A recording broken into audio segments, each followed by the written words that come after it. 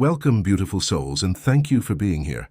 This story is a reminder that love can be found in unexpected places. It's about kindness, second chances, and the strength to believe again. If you've ever believed in hope or love that grows from brokenness, this story is for you. Thank you for listening and being part of this journey with James, Linda, and little Paris. Let's begin. The subway platform was already humming when James Williams and his 6-year-old daughter descended the steps that morning. The sound was alive. Screeching rails, footsteps, voices, the metallic chime of the next arriving train. Commuters pressed forward, their coats brushing. Eyes fixed ahead like arrows aimed at their destinations. James kept his hand firm around Paris's tiny mittened one, steering her away from the crowd's edge. The winter air in the tunnels always smelled of iron and stale coffee. He'd grown used to it after years of morning commutes. Another day, another routine. But for Paris, the world was still an adventure. She was humming softly, the tune of a cartoon theme song, clutching a pink lollipop she'd been saving since breakfast. Her scarf was crooked, cheeks rosy from the cold. She looked up at her father with that constant spark of curiosity. "Daddy," she whispered, tugging his hand, "why's that lady sitting on the floor?" James followed her gaze. Near one of the concrete pillars sat a woman wrapped in a frayed brown coat, her back against the tiled wall. A cardboard sign rested beside her, just hungry, not hopeless. Her face was pale beneath the dim station lights, her dark curls escaping a torn beanie. Her eyes, deep, tired but alert, darted up as Paris's voice reached her. James felt the usual jolt of discomfort, that invisible wall between his world and hers. He taught Paris about kindness, yes, but New York was unpredictable. You didn't approach strangers underground. "Come on, sweetheart," he murmured, giving her hand a light tug. "We'll miss our train." But Paris didn't move. She was staring, thoughtful. Then did something that caught him completely off guard. She let go of his hand, walked a few small steps forward, and extended her candy. The woman blinked, surprised. "You can have it," Paris said softly. "It's my favorite, but I think you need it more." James froze. The people around them barely noticed. Too busy, too fast, but to him time stilled. He opened his mouth to call her back, then stopped when the woman's trembling hand reached out. "Thank you," she said, voice husky, soft as paper. "You're very kind." Paris smiled, the kind that lit up her whole face. "Daddy says candy makes bad days better." The woman gave a faint laugh, a sound caught between disbelief and gratitude. "Your daddy's a smart man." James finally stepped forward, clearing his throat. "Paris," he said gently, "come here." Paris obeyed, glancing up innocently. "I gave her my candy, I saw." He managed a small smile at the woman. "You didn't have to." But before he could finish, she shifted to stand and her body swayed. At first, James thought she was just dizzy. Then her knees buckled.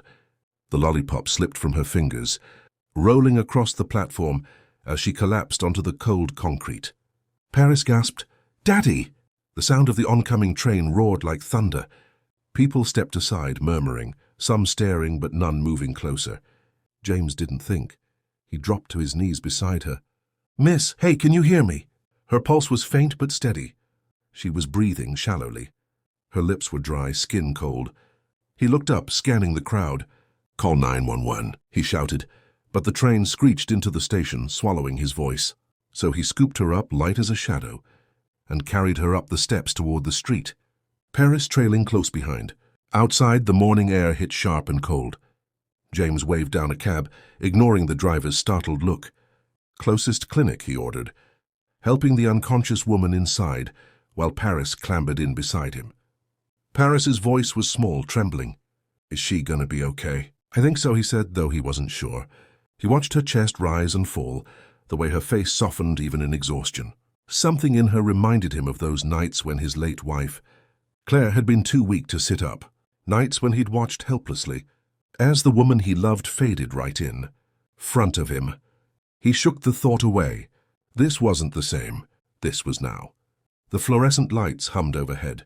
Nurses moved briskly, asking questions as they wheeled the woman away. "Relationship to the patient?" one of them asked. James hesitated. "Just someone who needed help." "Name?" He glanced toward the hallway. "I don't know yet." While paperwork shuffled, Paris sat on one of the vinyl chairs, swinging her legs. Her eyes were fixed on the door the woman had disappeared behind. "Daddy," she whispered, "she looked so tired." "I know." He crouched beside her. "You did a good thing giving her your candy." She said, "Thank you," Paris murmured proudly. Then added after a beat, "Can we give her soup too?" He smiled faintly. "We'll see, okay?" An hour later, a nurse returned. "She's awake. Mild dehydration, low blood sugar. She's lucky you brought her in." James exhaled in relief. "Can we see her?" The nurse nodded. The woman lay in a small room, wrapped in a blanket, an IV in her arm. Her eyes fluttered open when they entered. She looked at James, confused, then at Paris, who waved shyly. "You fainted," James said quietly, "but you're going to be fine." She swallowed, her voice dry. "You didn't have to bring me here. I couldn't just leave you there." A long pause. Her gaze softened as she looked at Paris. "You again?" Paris smiled. "Did you like the candy?" "I did." The woman's lips curved slightly. "Best one I've had in years." They shared a small laugh, fragile but real. "Do you have someone I can call?" James asked gently. Her eyes dropped to her hands. "No one." He nodded slowly. "Then we'll make sure you're all right before we go." The silence stretched, filled only by the hum of machines and the distant city sounds outside the window. When they finally left, Paris tugged on his sleeve. "Can we bring her soup?" She said, "She's hungry." James hesitated, then nodded. "Yeah, soup sounds good." It was a small corner diner, the kind that smelled like coffee and buttered toast. They sat in a booth near the window, the city glistening outside with melted snow. Linda, she told them her name now. Linda Robert ate slowly, carefully, as if savoring every spoonful of tomato soup. Paris chattered between bites of grilled cheese. James mostly watched, still trying to understand what had just unfolded in his otherwise predictable day. Linda finally looked up. "You didn't have to do all this." He met her gaze. "You've said that a few times." "Because it's true," she said quietly. "Most people don't even look at me. And you brought me to a clinic." James shrugged. Seemed like the right thing to do. She studied him for a moment, then smiled faintly. "Your daughter's got your heart." "Actually," he said, glancing at Paris, "I think she's got her mother's." The mention of Claire hung between them, unspoken but heavy. Linda noticed the flicker in his expression and didn't press. Instead, she turned to Paris. "You're lucky to have a dad like him." Paris beamed. "I know. He makes pancakes every Sunday." Linda laughed, a small, genuine sound. It made James's chest ache in a strange, unfamiliar way. They finished the meal, and when they stepped outside, the city air had turned crisp, the evening light brushing the skyline with gold. "Thank you," Linda said, pulling her coat tighter, "for everything." "Where will you go?" James asked. "Same place I was," she replied. "There's a spot near the station. I'll be fine." Paris frowned. "But it's cold." "I've been through colder," Linda said softly. James reached into his wallet, pulling out a few bills. "At least take this." But she shook her head. "You've done enough." "I'm not asking for money." He respected that. "Then maybe we'll see you again." Her smile was small but sincere, maybe. She turned and walked toward the subway entrance, her silhouette framed by the fading light, fragile but proud, alone but not defeated. Paris watched until she vanished from view. "Daddy," she whispered, "she didn't even take the money." "I know," James said quietly, staring after her. "Some people just want to be seen." They stood there for a long moment, hand in hand, as the city hummed around them. Neither of them knew it yet. But that small act, a child's candy, a stranger's collapse, a father's instinct, had just altered the course of 3 lives forever. Snow was falling again, thick, slow flakes that blurred the city into soft white haze. James held an umbrella above Paris as they stepped out of the grocery store, his other hand juggling a bag of essentials. It had been nearly a week since they last saw Linda at the diner. He hadn't stopped thinking about her, her quiet strength, the way she smiled despite everything. He told himself it was concern, nothing more. But concern didn't usually keep you awake at night, staring at the ceiling and wondering if someone was warm enough to survive another winter night. Paris tugged his coat sleeve, pointing toward the subway entrance. "Daddy, look." Beneath the stairwell, huddled against the wall, was Linda, the same coat, the same beanie, her cardboard sign tucked beside her. She was trying to light a small candle inside a tin can for warmth. The sight hit him harder than he expected. He approached slowly, Paris skipping ahead with innocent excitement. Linda. Linda startled, looking up. The flicker of recognition in her eyes melted into a smile. Paris, she said softly. Hey, sweetheart. James stepped closer. It's freezing. You can't stay out here. Linda shrugged, trying to sound casual. I've had worse. Her voice trembled anyway.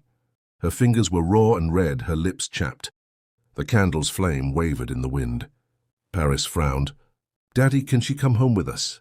The question hung there, pure and disarming. James blinked, caught off guard. Paris, just for tonight, she added quickly, eyes pleading. It's too cold. Linda laughed weakly. Sweetheart, that's very kind. But I can't. You can, James interrupted, his decision forming before he could overthink it. At least until the storm passes. Linda's expression tightened with pride and hesitation. James, I can't intrude. You've done enough already. Linda, he said gently, you're not intruding. You're freezing. She opened her mouth to argue again, but stopped. The snow was coming down harder now, coating the streets in white silence. Finally she nodded, small, reluctant. Just for tonight, she whispered. When they stepped inside, warmth wrapped around them like a blanket. The apartment wasn't large.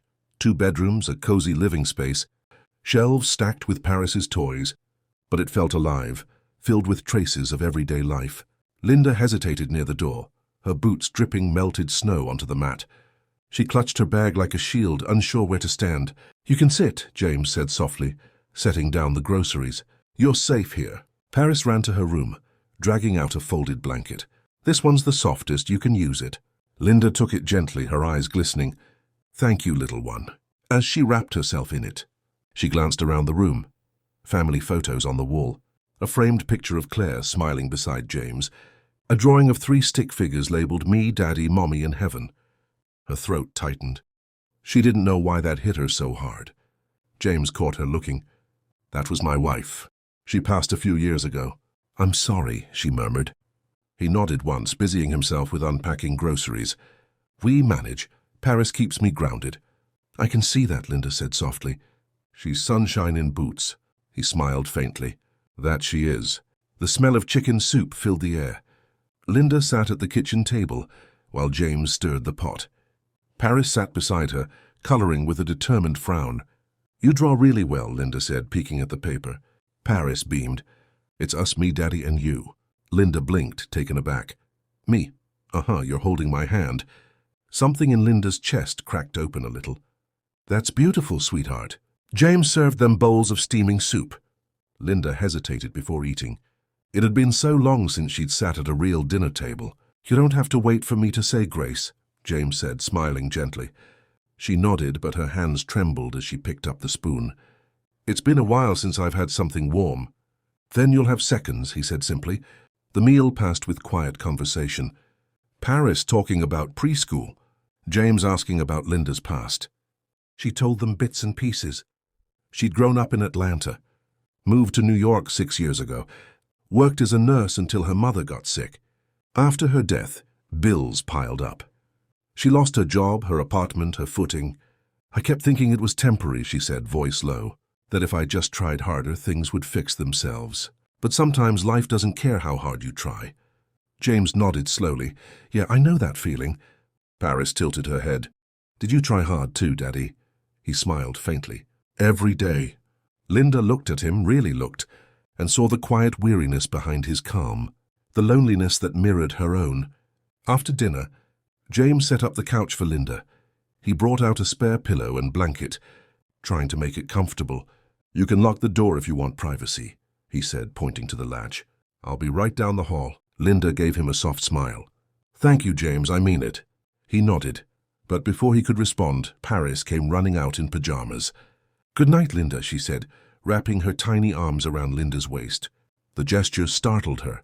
Genuine affection so freely given. She bent down and hugged back, her voice shaky. Good night, sweetheart. When Paris disappeared into her room, James lingered a moment. You don't have to thank me, he said quietly. Just rest, I will. He turned off the lights, leaving her in the soft glow of the city through the window.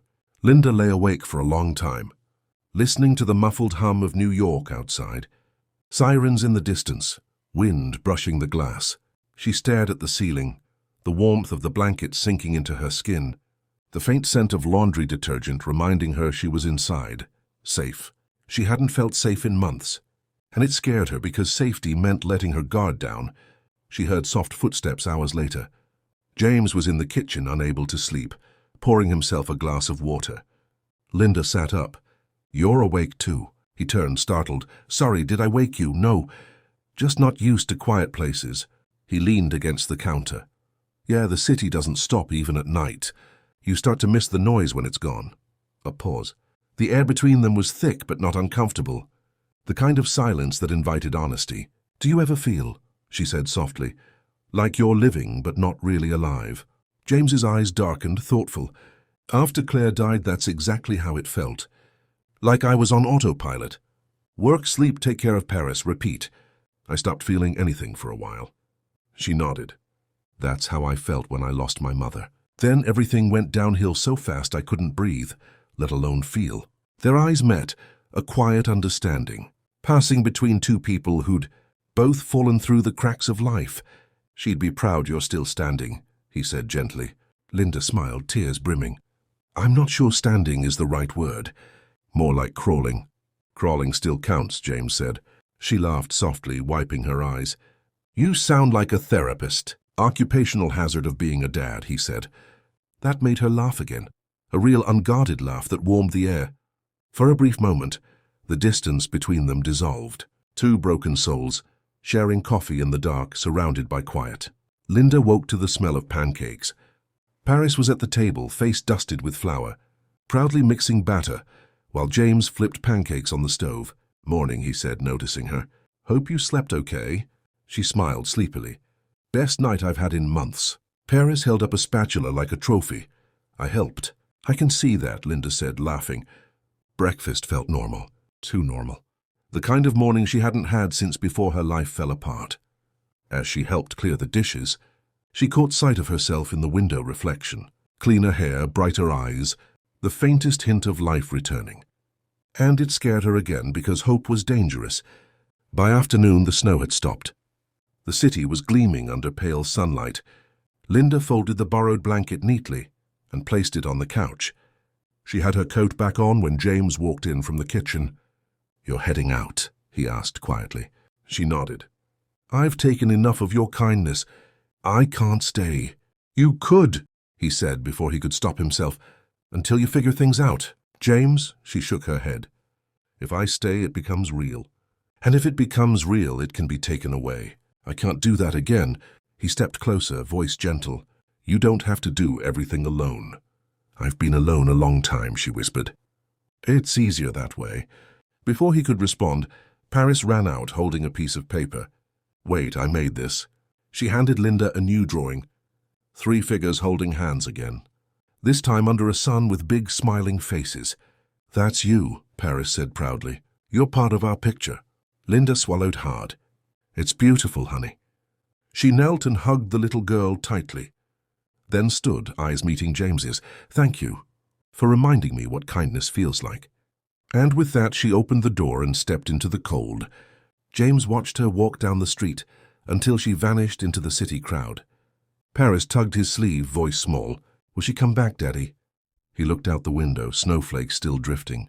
"I hope so, sweetheart." But deep down, he wasn't sure if hoping was enough. Spring in New York had a way of sneaking up on you. One week the city was wrapped in grey, and the next the trees on every block were bursting into soft green. The snow melt had washed the sidewalks clean, and the air smelled faintly of rain and possibility. For James, that change mirrored something inside him. The apartment didn't feel as quiet anymore. There was laughter again, small conversations that filled the silence. The mornings were lighter, the days warmer, and at the center of it all was Linda. After that winter night, she'd returned. Not immediately. A week passed before she knocked on his door again, holding a small paper bag and a shy, uncertain smile. She had found a part-time job at a flower shop on 8th Avenue and wanted to thank him. But one conversation led to another, one visit to many. Before long, she was there most evenings helping Paris with puzzles, cooking simple dinners, humming while she folded laundry, as if she'd always belonged. James told himself it was temporary, He'd learned not to expect permanence, but every time he caught Linda brushing a strand of hair from her face or laughing softly at one of Paris's stories, the thought slipped further from his control. Paris adored her.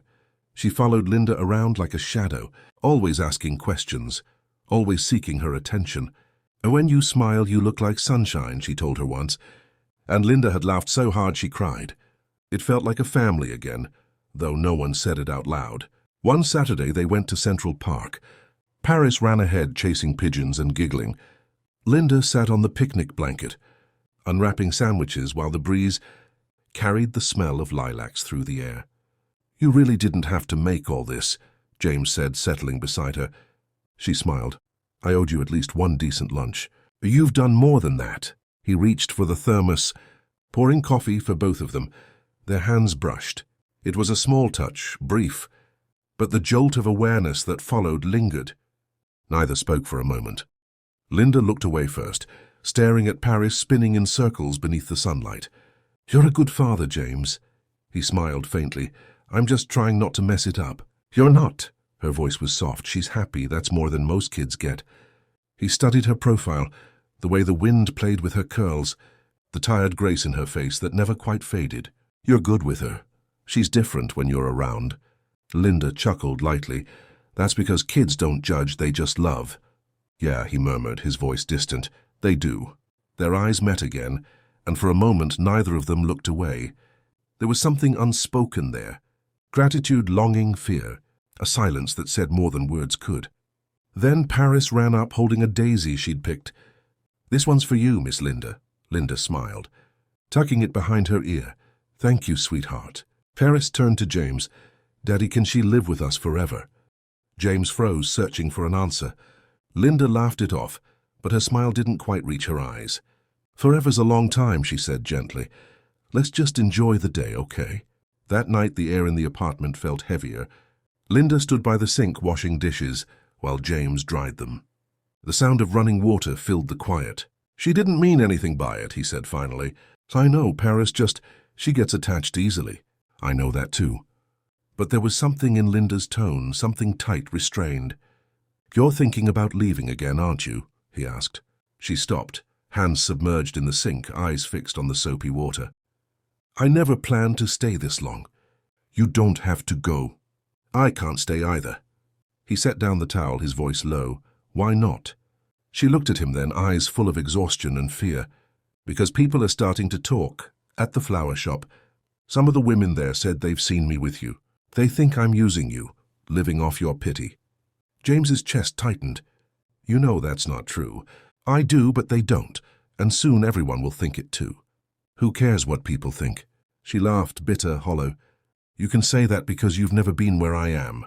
When you've had nothing, people's opinions become walls you can't climb over." He stepped closer, his voice gentle but firm. "You're not a charity case, Linda. You're family."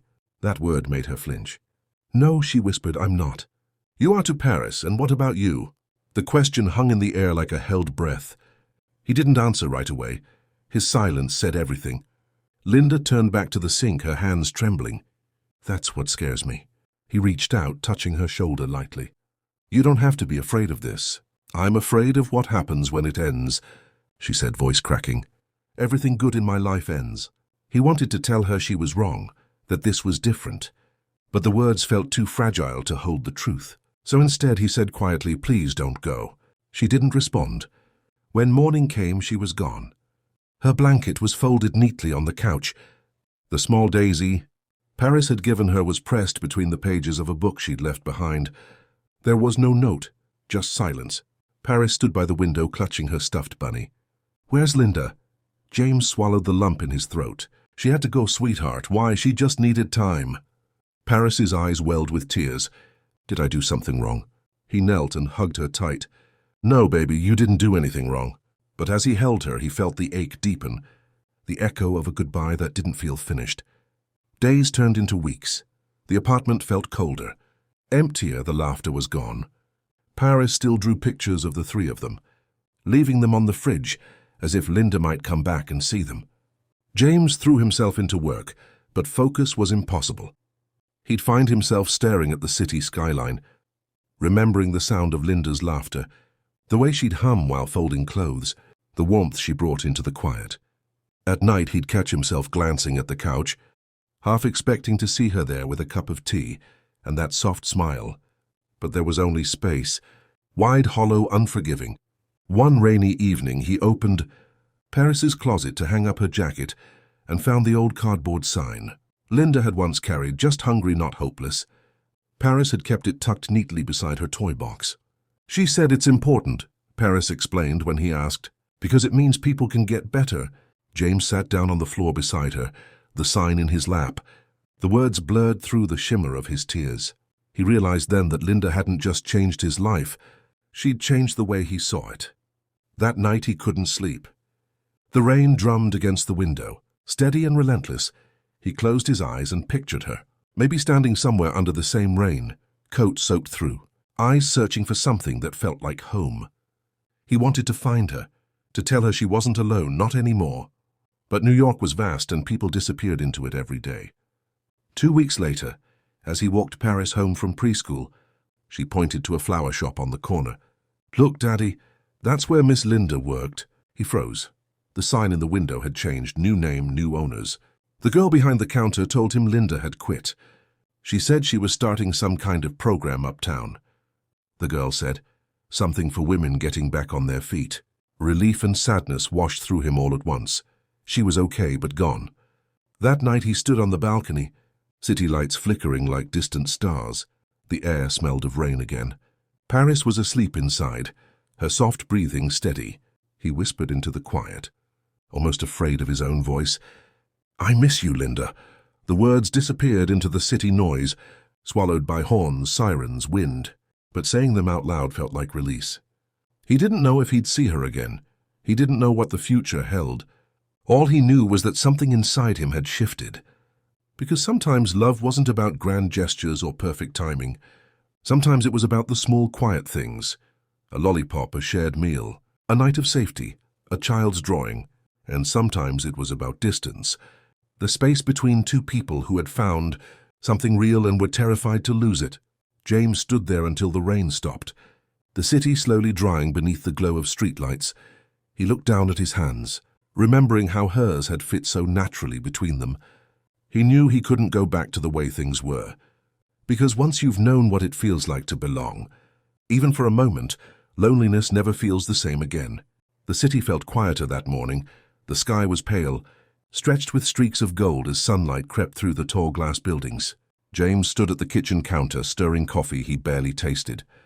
Paris sat at the table, swinging her legs, humming to herself as she colored on a piece of paper. It had been 3 months since Linda left. 3 months of routine. Work, school, dinner, bedtime. Repeated like clockwork but without rhythm. Life had gone back to normal, but it didn't feel right anymore.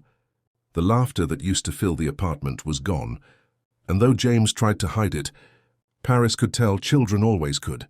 "Daddy," she said softly, lifting her drawing, "this is our family." He leaned closer and saw 3 stick figures. One tall, one small, and one with curly hair. "Linda," James swallowed hard. "That's beautiful, sweetheart. Do you think she misses us?" He paused. "I think she does." Paris looked thoughtful. "Then maybe we should find her." He smiled faintly, brushing a curl from her forehead. "It's not always that easy." But the words felt hollow even as he said them, because every day part of him wanted to do just that, to walk the streets until he saw her face again. That night, after putting Paris to bed, he sat by the window watching the city pulse with life. He thought about Linda, where she might be, what she might be doing. He pictured her standing in line for coffee, tucking her hair behind her ear the way she always did. He wondered if she'd found peace, or if she still carried the same quiet sadness in her eyes. The next morning, while waiting at the train station with Paris, a poster caught his eye. It was taped to a pillar, slightly weathered by rain. New Beginnings Women's Shelter. Community Open House. A faded photo. Beneath showed a group of volunteers, smiling in front of a brick building uptown. And there, in the back row, barely visible, half-turned, was Linda. For a moment, everything around him went still. The noise of the trains, the voices, the city, all of it faded under the rush of his heartbeat. "Daddy?" Paris tugged on his sleeve. "What's wrong?" He knelt beside her. his voice low but steady. "We're going for a little trip." The shelter was tucked between two old apartment buildings in Harlem. The sign out front was hand-painted, the kind of imperfection that carried warmth. It was late afternoon when James arrived, Paris's small hand wrapped in his. Inside, the scent of soap and coffee filled the air. The walls were decorated with photographs. Women laughing, children playing, stories written on index cards pinned beside them. A volunteer greeted him with a kind smile. "Can I help you?" "I'm looking for someone, Linda Robert." The woman's expression softened. "Linda's one of our coordinators. She's helping in the garden out back." He nodded, heart racing. "Thank you." Paris clutched his hand tighter. As they walked through the narrow hall and out into the small courtyard, and there she was. Linda knelt by a flower bed, hands deep in the soil, her curls pulled into a loose bun. Sunlight glowed on her skin, and for a moment she looked like peace itself. Not the woman he'd met trembling at a train station, but someone reborn. Paris spotted her first, Miss Linda. Linda turned. The trowel slipped from her hand as her eyes widened. For a heartbeat she didn't move. Then she stood, brushing dirt from her knees, disbelief flooding her face. "Paris," her voice trembled. "James." He took a step forward. "Hey." Linda covered her mouth, eyes glistening. "What are you doing here?" Paris ran into her arms before he could answer. Linda knelt and hugged her tight, tears spilling freely. "Oh, I missed you, little one." Paris giggled through her own tears. "We missed you too." James stood watching, the sunlight catching the edges of the moment, like a photograph he never wanted to fade. When Linda finally looked up, her expression was unreadable. "You shouldn't have come." "I had to," he said quietly. "I saw the poster." She looked away. "You shouldn't have." He took a step closer. "Why not?" "Because I'm trying to do this right, to stand on my own for once." "You already are." She shook her head. "No, I needed to prove to myself that I could build something without leaning on someone else's kindness." James's voice softened. "It was never just kindness, Linda." The wind stirred, carrying the faint scent of the flowers around them. Linda blinked, struggling to find words. "I don't know what to say," she whispered. "Say you're okay," he said. "Say you're happy." She gave a small, trembling laugh. "I'm getting there." He smiled faintly. "That's all I wanted to hear." But the truth hung between them, the distance that time hadn't erased. As Paris ran off to chase a butterfly near the fence, Linda's voice broke the silence. "I think about that night all the time. The train station. If she hadn't offered me that candy." James smiled softly. "Fate's funny like that." "It wasn't fate," she said. "It was kindness, and I didn't know how to handle it." He nodded. Maybe that's what we were both missing. Her eyes met his, cautious, hopeful, scared. "You look tired," she said, trying to shift the air. He chuckled. "Single parenting will do that." "You're doing a good job. I learned from you." Linda laughed through her tears. "I barely knew what I was doing." "Neither do I," he admitted. "But it's easier when someone believes in you." They stood there for a long time, the air between them full of things unsaid. Finally, Linda exhaled. "I don't know if I can come back." He looked at her, steady and patient. "I didn't come to ask you to. I just wanted to see you." That honesty made her eyes shine again. "You always say the right thing." He smiled faintly. "Not always, but I mean it this time." Paris came running back, a small flower clutched in her hand. "This one's for you, Miss Linda. So you never forget us again." Linda took it, her lip quivering. "Thank you, sweetheart." James knelt beside his daughter. "We should let Miss Linda get back to work." Paris frowned. "But I want her to come home." Linda's breath caught. She knelt to meet Paris's eyes. "Home isn't just a place, honey. It's people you carry here." She touched her chest. "You and your daddy are always here." Paris's eyes filled with tears. "Then you have to come visit." Linda smiled. "Maybe I will." James stood and nodded to her. "We'll be around always." He turned to go, Paris tugging his hand reluctantly. But as he reached the gate, he heard her voice. "James." He stopped and turned. Linda walked toward him, hands trembling. "You said once that I didn't have to be afraid." "I meant it." She hesitated, tears glimmering in her eyes. "Then maybe it's time I stop running." He didn't move, he just waited, patient, steady, giving her the space to choose. She took a deep breath, then stepped closer. Close enough that he could see the flecks of gold in her eyes. "I don't know what the future looks like," she whispered, "but I know where I feel safe." His throat tightened. "And where's that?" Her voice broke. "With you." The world seemed to blur around them. The city noise, the chatter, the breeze. Everything fell away. He reached up, brushed a tear from her cheek, and for the first time she didn't pull back. When he kissed her, it wasn't sudden or desperate. It was slow, familiar, like coming home after being lost for too long. Paris clapped her hands. "See, I told you she'd come back." They both laughed, breaking apart just enough to breathe. Linda rested her forehead against his. "You two are trouble. Good kind, the best kind." Weeks later, Linda moved into a small apartment just a few blocks away. She still worked at the shelter, helping other women start over. But she spent most evenings at James's, cooking, reading with Paris, falling asleep on the couch while movies played softly in the background. It wasn't perfect. There were hard days, moments of doubt, ghosts that whispered from their pasts, but there was warmth now. Something to hold on to. One evening, as rain tapped against the window, Linda sat on the couch with Paris asleep in her lap. James watched them quietly, heart swelling. "You know," he said softly, "you never told me what home means to you." Linda looked down at the sleeping child, then at him. "It used to mean a place I couldn't find." She smiled faintly. "Now it's the two of you." He reached for her hand, threading his fingers through hers. "Then you've found it." Outside, the city glowed, rain-slick streets reflecting the lights like stars scattered across the ground. Linda leaned her head on his shoulder. "Funny how everything started with a piece of candy." James chuckled. Paris always had good taste. They sat there in silence, the world moving softly around them. Sometimes love didn't announce itself. It came quietly, through small kindnesses, through patience, through the courage to stay. And in a city that never stopped moving, three hearts had finally found their place to belong. 6 months after Linda returned to their lives, James led her and Paris to a quiet rooftop garden, twinkling with fairy lights. The city stretched around them, alive but distant. James took a deep breath, holding Linda's hands. "Linda, you've brought hope and love into our lives. Will you marry me?" Her eyes filled with tears, and a trembling smile spread across her face. "Yes," she whispered. Paris squealed and clapped, hugging both of them tightly. That summer, in a small sunlit garden, they exchanged vows surrounded by friends, neighbors, and women Linda had helped at the shelter. Paris stood between them, her tiny hands holding theirs, beaming. When James kissed Linda, it was gentle, full of everything they'd waited so long to find: trust, love, and home.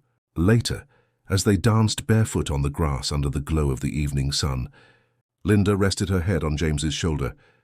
"Home," he murmured. "Yes," she said, glancing at Paris. "Home is us." For the three of them, the city's endless noise faded into the background. What mattered was love, family, and belonging. A forever they had finally found together. Thank you for joining this journey. Love doesn't always arrive in grand moments. Sometimes it begins with a small act of kindness, a second chance, or a heart brave enough to heal.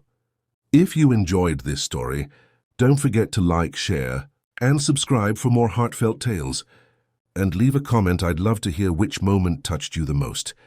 Until next time, keep believing, keep feeling, and never stop opening your heart to the unexpected. Vintage Mike Tales.